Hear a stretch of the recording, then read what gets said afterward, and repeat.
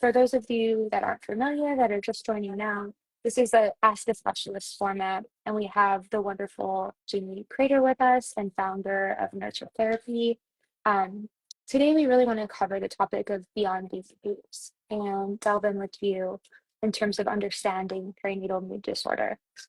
A little bit of Jamie's background is she's a licensed clinical social worker, certified perinatal mental health specialist, and you have over a decade that you've dedicated to really supporting women's health. Um, I think the first thing I want to kick it off with is, like from your experience in the clinical field, what made you decide to launch Nurture Therapy? So, you know, there were things like over a decade ago, like postpartum depression, but I think there wasn't a sense of like what exactly that was. Yes. I've always worked with women and families. I've been doing this work longer before I had the actual language for what it was, and people get better. So to have a practice that just specializes in perinatal mood and anxiety disorders. So when people sign onto the website, they think first, I'm not alone. This happens to other people, and treatment and help is available and it works is really important to me. Yes. So funny story, I started the practice as just a sole provider. And then I got pregnant with my daughter. And I like to joke that she was born and my group practice was born at the same time because I hired my first clinician to take over my maternity leave. And then from there, the practice grew. Wow. And then you're like having lived experience Absolutely. too. So It certainly made me a better therapist, but yes. Um, so yeah, so we talked a little bit about your background in the intro.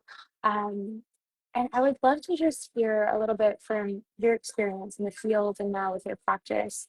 What what gaps in industry have you discovered when it comes to the infant feeding industry and how that can actually impact perinatal mental health? so yeah, and I was a mom who breastfed. And I'll say I have two children. It went really well the first time, not as well the second time. Um, and even as a provider who knows some of the statistics, right? I know kind of the statistics about breastfeeding and mental health. So the data out there says that if a mom or birthing person had wanted to breastfeed and it's going well, those hormones like oxytocin really helps combat mood and anxiety disorders, right? You feel good. Right. If a mom had really wanted to breastfeed and can't, that change in hormone actually increases things like depression and Yeah. anxiety. And then kind of, in the reverse, when a mom didn't really care about breastfeeding and they discontinue it, again, usually decreases things like depression and anxiety. But if a mom really had wanted to breastfeed and it's not going well, it increases things like depression and anxiety. So the data out there is, I think, so tied with not just hormones, but also kind of the social expectations and pressures we put on ourselves. Absolutely. And just, oh, go ahead. So I think just the gap in knowledge is I worked at a hospital system, and when a hospital system is a breast friendly hospital, it's because they have lactation.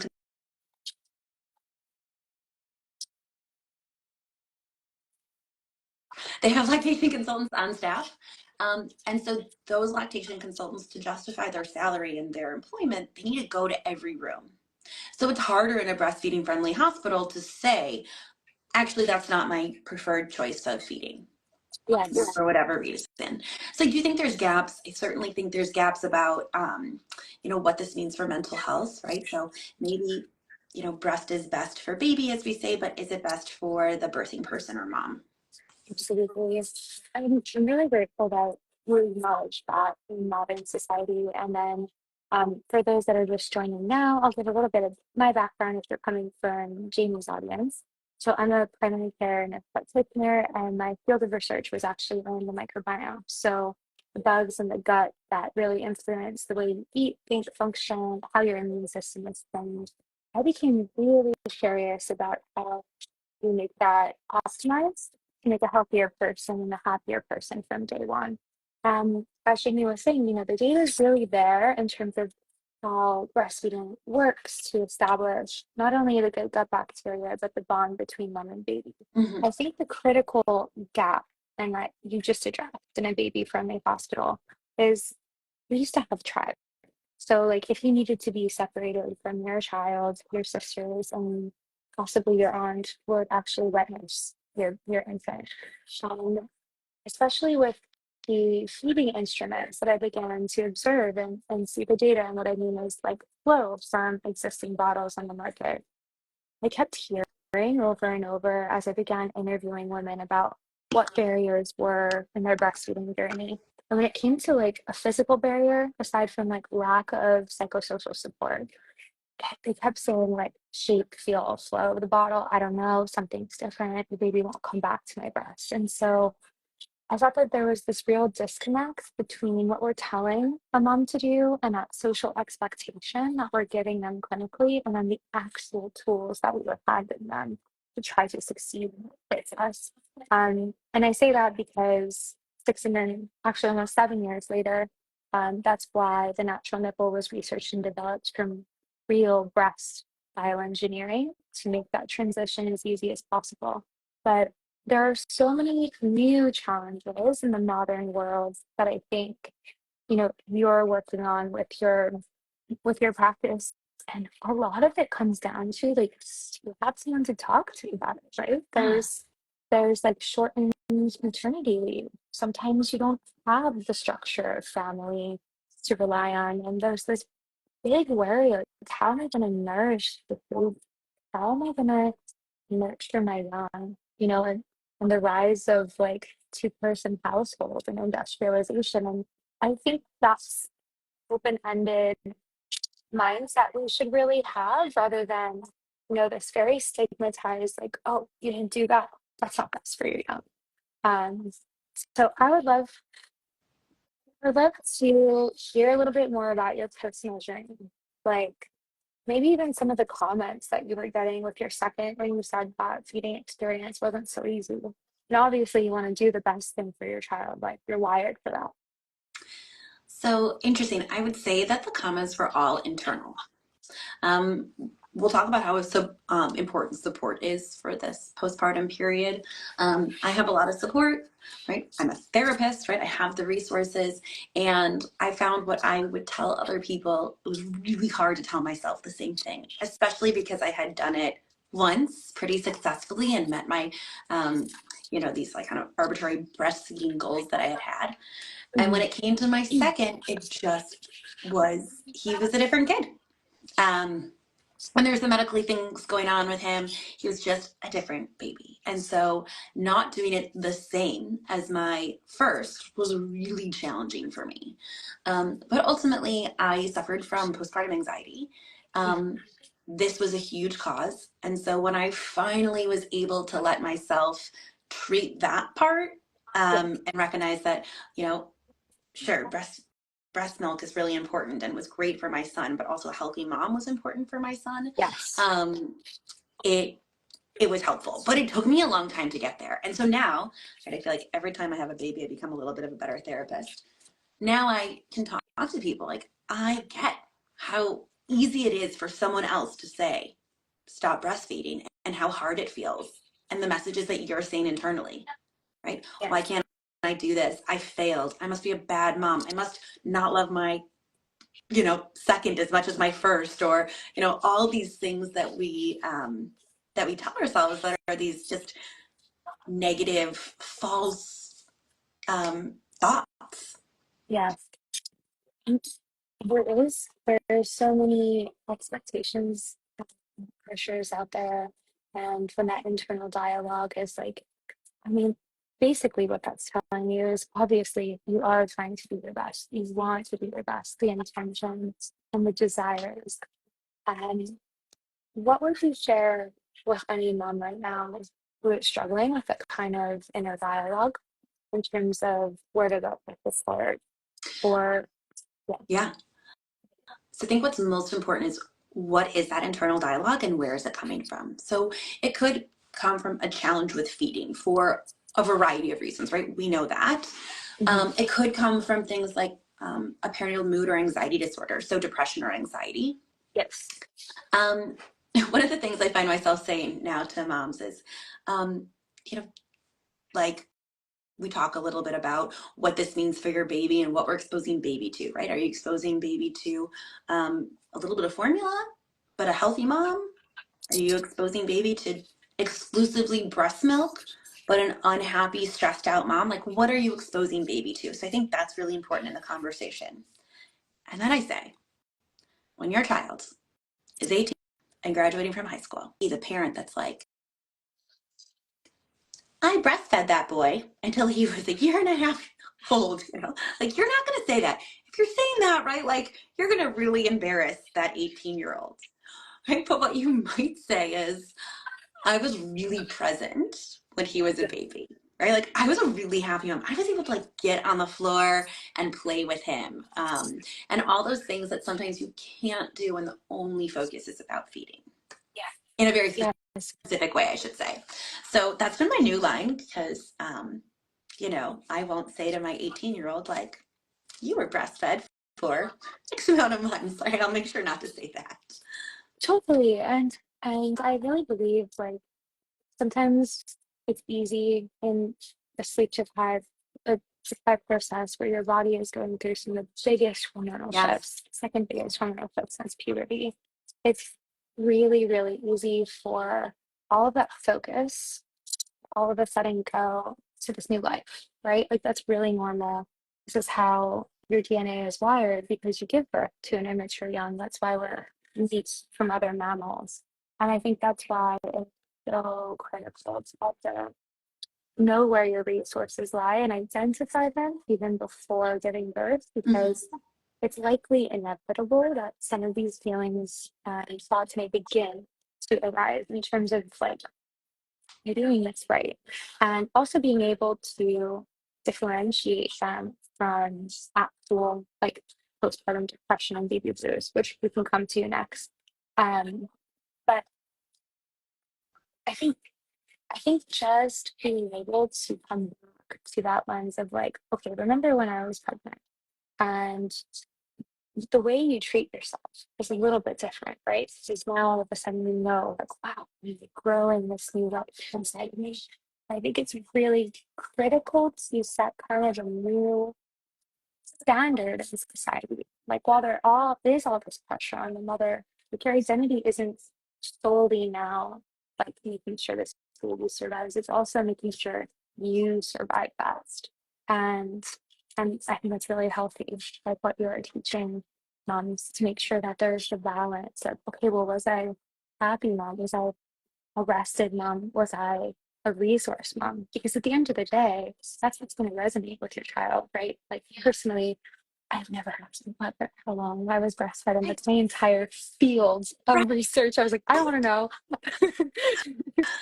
She, Um, yeah, and we can say this on an Instagram live and we can talk about this in theory, but in practice, it's really hard to do. Um, yeah, I use this comparison of like airplane rules, right? So on an airplane, if you know there's an emergency on the plane, you know they announce like make sure you put your oxygen mask on before you put everyone else's. yes. I understand that in theory, right? Like how important is it for me as a mom to take care of myself so I can take care of everyone else? What am I Mm-hmm. doing in practice? Putting everyone else's oxygen mask on. Then I am Mm-hmm. passing out and being of no use to anyone. So That, sometimes, right?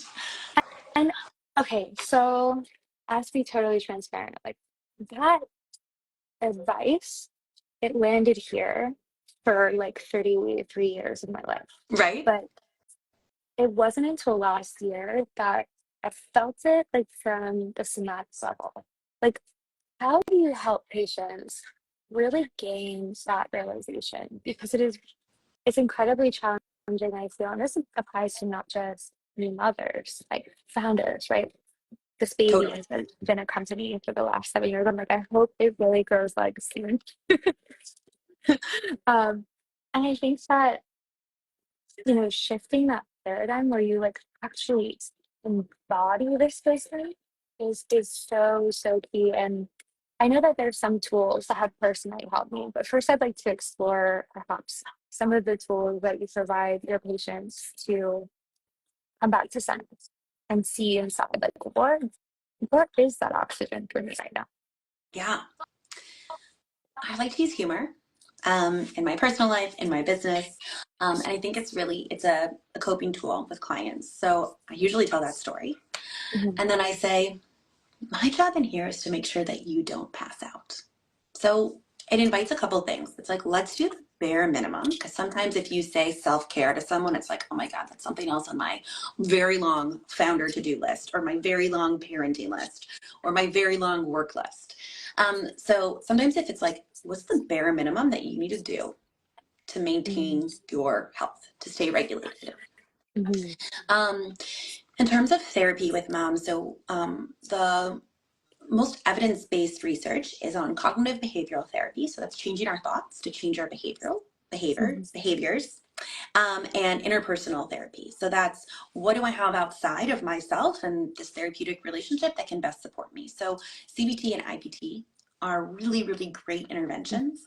And then it Mhm. depends what a client is coming in with. So one of the things I love about talking about perinatal mood and anxiety disorders and that language is it's an umbrella term to describe many different things that can happen during the perinatal period. So that's during pregnancy, sometimes preconception too, and through the first year post delivery. So 1 year, your baby is 1 years old and you're still in that postpartum period. So it encompasses things like anxiety, depression, OCD, birth trauma, and those would be specific interventions that we would use. Mhm. What can mom expect? Like, okay, she decides, okay, I've got this resource in my toolkit, and you've also been wonderful and offered a discount code to everyone listening today for Natural Nipple. Yes, So you can yes. feel good about getting some support if that's where you're at. Um, what can they expect from like the start of working with you and like the longevity of that journey? Like, I think sometimes, at least I speak for myself, the big hurdle is like, can I afford this for a really long time? Is this going to take more? You keep buying into this bias of like, I can just handle this on my own.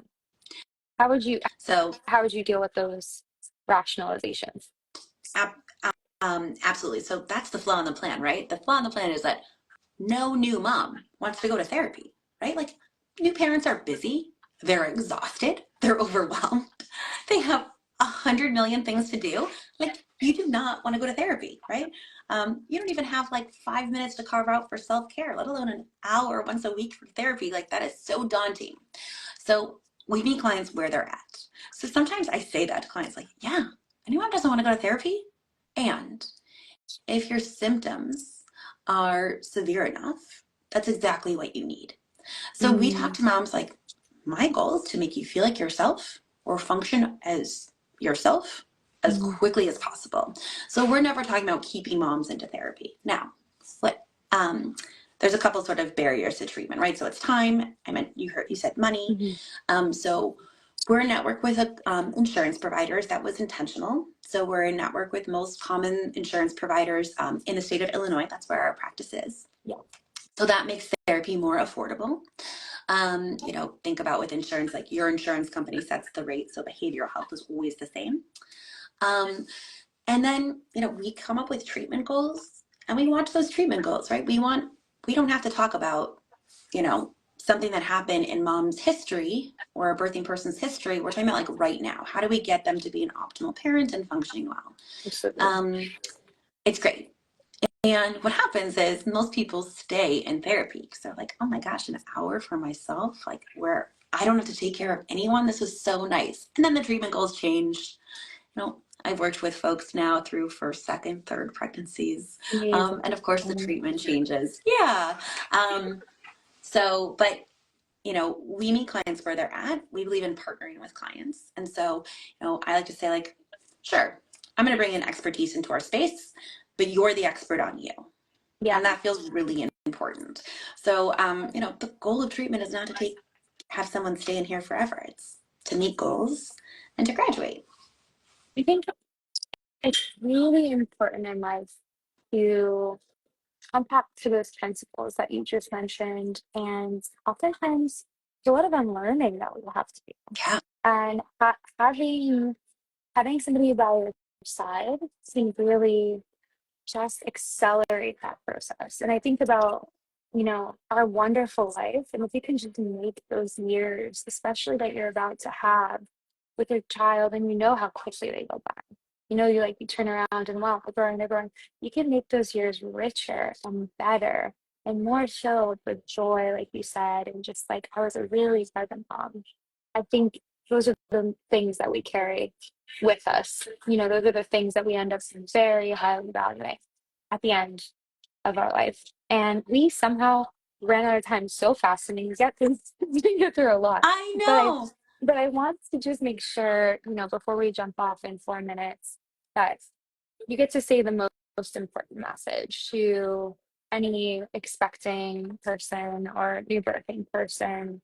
Um, Aside from thank you for your generous 15% off therapy in the state of Illinois. So it's the I will tell you what I have for your listeners too. Great. So I'll tell that at the end, just to be totally clear about what we're giving away for. I think we did 100% off for the first month of our podcast, which I'll tell you about in a second. Mm-hmm. Amazing. Okay. Our subscription, yeah. So I think a couple things to say is the difference between baby blues and postpartum depression or anxiety. Let's talk about that.